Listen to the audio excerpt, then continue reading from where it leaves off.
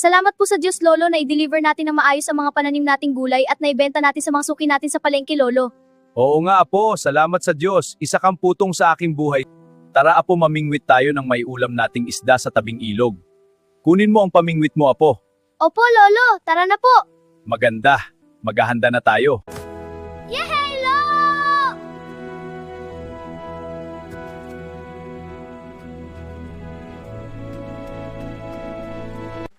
Max, Apo, handa ka na bang mamingwit? Opo, Lolo Paeng. Tara, umupo na tayo sa katabing troso. Sige po, Lolo. Ibaba natin ang mga pieces sa tubig. Hintayin natin ang isda. Okay po, Lolo. Lolo, ano po ba yung sinabi nyo kanina na para po kayong may putong? Ang putong, Apo, iyon yung nakasulat sa Biblia, nasa Kawikaan 17:6. Ang mga anak ng mga anak ay putong ng mga matatandang tao. Ang putong, Apo, ay crown o corona. Sumisimbolo ito ng pagpapala o karangalan o glory sa mga matatanda. Masaya kaming mga matatanda na sa aming mga apo. Lalo na kapag ito'y mabait katulad mo, Apo, na mabait, para akong hari, na may apo akong mabait na katulad mo, Apo.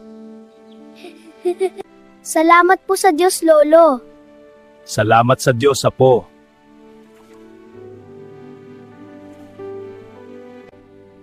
Lolo, kagat! Sige, iho, hilaan mo.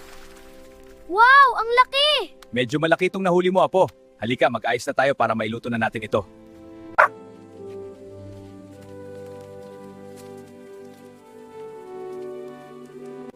Kamusta na, Tanggol? May huli kaming isda ni Lolo. May pagkain na tayo, Tanggol. Apo, magluluto muna ako ng makakain natin. Naiwan ko muna kayo. Tid na ako.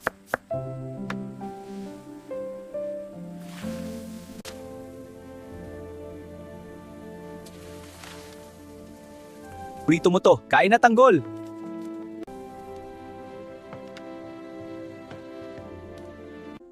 Wow, Lolo, tiyak na masarap ito. Aba, Apo, oo naman. Ang sekreto sa masarap na luto may kasamang pagmamahal, Apo.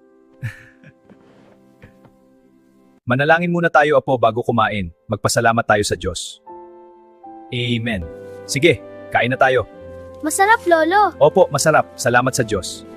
Maaga pa tayo bukas gigising, Apo, para mag-deliver ng mga gulay natin sa palengke. Manalangin muna tayo, Apo, bago matulog. Magpasalamat muna tayo sa Diyos at maingatan tayo sa pagtulog natin, Apo. Opo, Lolo.